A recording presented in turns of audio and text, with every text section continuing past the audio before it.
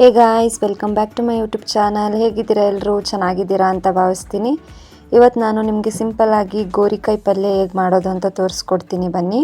ಈ ಗೋರಿಕಾಯಿನ ಒಂದೊಂದು ಊರಲ್ಲಿ ಒಂದೊಂದು ಹೆಸರಲ್ಲಿ ಕರೀತಾರೆ. ಜವಳಿಕಾಯಿ, ಗೋರಿಕಾಯಿ, ಚೌಳಿಕಾಯಿ, ತುಂಬ ಹೆಸರಲ್ಲಿ ಕರೀತಾರೆ.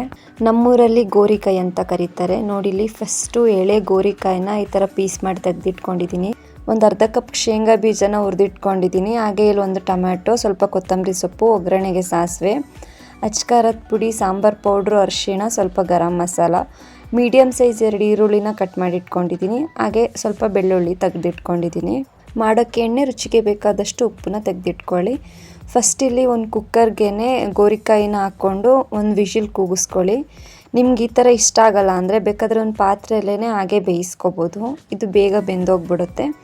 ನಾನಿಲ್ಲಿ ಒಂದು ವಿಷಿಲ್ ಕೂಗಿಸ್ಕೊತಿದ್ದೀನಿ. ಸ್ವಲ್ಪ ನೀರನ್ನ ಆ್ಯಡ್ ಮಾಡಿ ಒಂದು ಸ್ವಲ್ಪ ಉಪ್ಪನ್ನ ಇವಾಗಲೇ ಹಾಕ್ಕೊತಿದ್ದೀನಿ. ಉಪ್ಪು ಹಾಕ್ಬಿಟ್ಟು ಒಂದು ವಿಷಿಲ್ ಕೂಗಿಸ್ಕೊತೀನಿ. ಸಾಕು, ಒಂದು ವಿಷಿಲ್ ಕೂಗಿಸ್ಕೊಂಡ್ರೆ.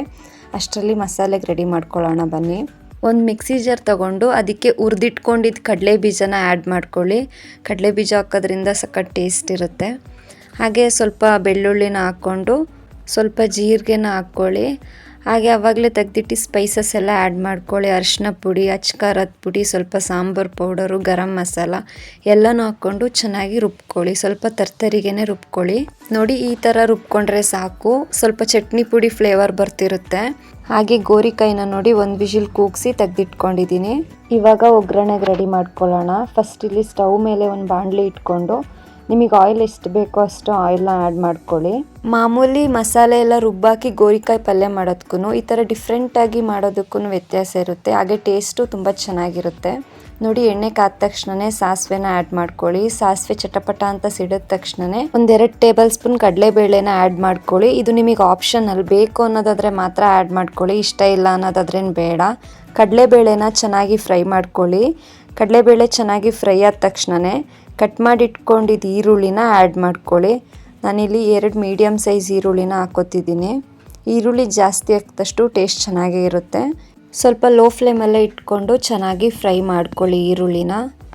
ಇದೇ ಥರ ಒಳ್ಳೊಳ್ಳೆ ಡಿಫ್ರೆಂಟ್ ರೆಸಿಪೀಸ್ನ ನಮ್ಮ ಚಾನಲಲ್ಲಿ ಅಪ್ಲೋಡ್ ಮಾಡ್ತಿರ್ತೀನಿ. ಪ್ಲೀಸ್ ನಮ್ಮ ಚಾನಲ್ಗೂ ಸಪೋರ್ಟ್ ಮಾಡಿ. ಹಾಗೆ ಇನ್ನೂ ಯಾರೆಲ್ಲ ನಮ್ಮ ಚಾನಲ್ನ ಸಬ್ಸ್ಕ್ರೈಬ್ ಮಾಡಿಲ್ವೋ ಪ್ಲೀಸ್ ಹೋಗಿ ಸಬ್ಸ್ಕ್ರೈಬ್ ಮಾಡ್ಕೊಳ್ಳಿ. ಹಾಗೆ ನಿಮ್ಮ ಫ್ರೆಂಡ್ಸ್ ಆ್ಯಂಡ್ ಫ್ಯಾಮಿಲಿಗೂ ಶೇರ್ ಮಾಡಿ. ನೋಡಿ, ಈ ಥರ ಈರುಳ್ಳಿ ಫುಲ್ ಫ್ರೈ ಆಗಿ ಕಲರ್ ಚೇಂಜ್ ಆಗಬೇಕು. ಈರುಳ್ಳಿ ಕಲರ್ ಚೇಂಜ್ ಆದ ತಕ್ಷಣವೇ ಕಟ್ ಮಾಡಿ ಇಟ್ಕೊಂಡಿದ್ದು ಟೊಮೊಟೊನ ಆ್ಯಡ್ ಮಾಡ್ಕೊಳ್ಳಿ. ಟೊಮೊಟೊನ ಚೆನ್ನಾಗಿ ಫ್ರೈ ಮಾಡ್ಕೊಳ್ಳಿ. ಅದರಲ್ಲಿರೋ ಹಸಿ ವಾಸನೆ ಎಲ್ಲ ಹೋಗಬೇಕು. ಆ ಥರ ಫ್ರೈ ಮಾಡ್ಕೊಳ್ಳಿ.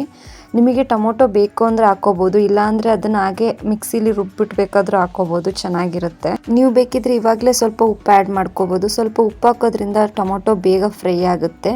ಟೊಮೊಟೊ ಎಲ್ಲ ಚೆನ್ನಾಗಿ ಫ್ರೈ ಆದ ತಕ್ಷಣವೇ ಆವಾಗಲೇ ಬೇಯಿಸಿ ತೆಗೆದಿಟ್ಕೊಂಡಿದ್ದು ಗೋರಿಕಾಯಿನ ಅದಕ್ಕೆ ಆ್ಯಡ್ ಮಾಡ್ಕೋಬೇಕು. ಗೋರಿಕಾಯಿನ ಒಂದು ವಿಷಿಲ್ ಕೂಗ್ಸಿದ್ರೆ ಸಾಕು, ಇಲ್ಲಾಂದರೆ ಅದು ಕಂಪ್ಲೀಟ್ ಬೆಂದೋಗ್ಬಿಡುತ್ತೆ. ಅವಾಗ ಚೆನ್ನಾಗಿರಲ್ಲ ಪಲ್ಯ. ನಿಮಗೆ ಕುಕ್ಕರಲ್ಲಿ ಕುಗ್ಸೋಕೆ ಇಷ್ಟ ಆಗಲ್ಲ, ಚೆನ್ನಾಗಿರಲ್ಲ ಅನ್ನೋದಾದರೆ ಬೇಕಾದರೆ ಒಂದು ಪಾತ್ರೆಯಲ್ಲಿ ಬೇಕಾದರೂ ಬೇಯಿಸ್ಕೋಬೋದು. ನೋಡಿ, ಗೋರಿಕಾಯಿನ ಹಾಕೋಬಿಟ್ಟು ಚೆನ್ನಾಗಿ ಮಿಕ್ಸ್ ಮಾಡ್ಕೊಳ್ಳಿ. ಟೊಮೆಟೊ ಜೊತೆ ಫುಲ್ ಕಂಪ್ಲೀಟಾಗಿ ಮಿಕ್ಸ್ ಮಾಡ್ಕೋಬೇಕು. ಆವಾಗಲೇ ಮಿಕ್ಸಿ ಜಾರಲ್ಲಿ ತೆಗೆದಿಟ್ಕೊಂಡಿದ್ದು ಮಸಾಲೆನ ಆ್ಯಡ್ ಮಾಡ್ಕೊಳ್ಳಿ. ಈ ಮಸಾಲೆ ಪೌಡರ್ನ ಬೇಕಾದರೆ ನೀವು ಜಾಸ್ತಿ ಮಾಡಬೇಕಾದ್ರೂ ತೆಗೆದಿಟ್ಕೋಬೋದು. ಚೆನ್ನಾಗಿರುತ್ತೆ ಮಾತ್ರ ಟೇಸ್ಟು. ಪಲ್ಯಗೇ ಒಂಥರ ಡಿಫ್ರೆಂಟು ಟೇಸ್ಟ್ ಕೊಡುತ್ತೆ ಈ ಪೌಡ್ರ್ ಹಾಕೋದ್ರಿಂದ. ಕಡಲೆ ಬೀಜನ ಫ್ರೈ ಮಾಡಿ ಈ ಥರ ಪೌಡ್ರ್ ಮಾಡಿದ್ರೆ ತುಂಬ ಚೆನ್ನಾಗಿರುತ್ತೆ. ಗೋರಿಕಾಯಿ ಜೊತೆ ಹೊಂದ್ಕೊಳ್ಳೋ ಥರ ಚೆನ್ನಾಗಿ ಮಿಕ್ಸ್ ಮಾಡ್ಕೊಳ್ಳಿ. ಈ ಗೋರಿಕಾಯಿ ಪಲ್ಯ ದೋಸೆ, ಇಡ್ಲಿ, ಚಪಾತಿ, ಪೂರಿ ಜೊತೆಗೆಲ್ಲ ತುಂಬ ಚೆನ್ನಾಗಿರುತ್ತೆ. ಹಾಗೆ ಸೈಡ್ ಡಿಶ್ ಆಗು ಬಳಸ್ಬೋದು. ಸಖತ್ ಚೆನ್ನಾಗಿರುತ್ತೆ ಮಾತ್ರ. ನಿಮಗೂ ಏನಾದರೂ ಈ ಡಿಫ್ರೆಂಟ್ ಆಗಿರೋ ಗೋರಿಕಾಯಿ ಪಲ್ಯ ಇಷ್ಟ ಆದರೆ ನೀವು ಮನೇಲಿ ಒಂದ್ಸರಿ ಟ್ರೈ ಮಾಡಿ ನೋಡಿ. ಪಲ್ಯ ಚೆನ್ನಾಗಿ ಮಿಕ್ಸ್ ಆಗಿದೆ. ನೀವು ಫಸ್ಟೇ ಗೋರಿಕಾಯಿ ಬೇಯಿಸ್ಕೊಳ್ಳೋಕ್ಕೇ ಸ್ವಲ್ಪ ಉಪ್ಪು ಹಾಕಿರ್ತೀರಲ್ಲ, ನೋಡ್ಕೊಂಡು ಉಪ್ಪು ಹಾಕಿ. ನನಗೆ ಸ್ವಲ್ಪ ಸಪ್ಪೆ ಅನ್ನಿಸ್ತಿತ್ತು, ಅದಕ್ಕೆ ನಾನೊಂದು ಸ್ವಲ್ಪ ಉಪ್ಪನ್ನ ಆ್ಯಡ್ ಮಾಡಿಕೊಂಡೆ. ಮತ್ತೆ ಅದಾದ ತಕ್ಷಣ ಕೊನೆಯದಾಗಿ ಕೊತ್ತಂಬರಿ ಸೊಪ್ಪನ್ನ ಉದುರಿಸ್ಕೊಳ್ಳಿ. ನೋಡಿ, ಫೈನಲಿ ಗೋರಿಕಾಯಿ ಪಲ್ಯ ರೆಡಿ ಆಯಿತು. ಈ ರೆಸಿಪಿ ನಿಮ್ಗೆ ಇಷ್ಟ ಆದರೆ ಪ್ಲೀಸ್ ಒಂದು ಲೈಕ್ ಮಾಡಿ. ಹಾಗೆ ನಮ್ಮ ಚಾನಲ್ನ ಇನ್ನೂ ಯಾರೆಲ್ಲ ಸಬ್ಸ್ಕ್ರೈಬ್ ಮಾಡಿಲ್ವೋ ಪ್ಲೀಸ್ ಹೋಗಿ ಸಬ್ಸ್ಕ್ರೈಬ್ ಮಾಡ್ಕೊಳ್ಳಿ. ಹಾಗೆ ನಿಮ್ಮ ಫ್ರೆಂಡ್ಸ್ ಆ್ಯಂಡ್ ಫ್ಯಾಮಿಲಿಗೂ ಶೇರ್ ಮಾಡಿ. Thanks for watching.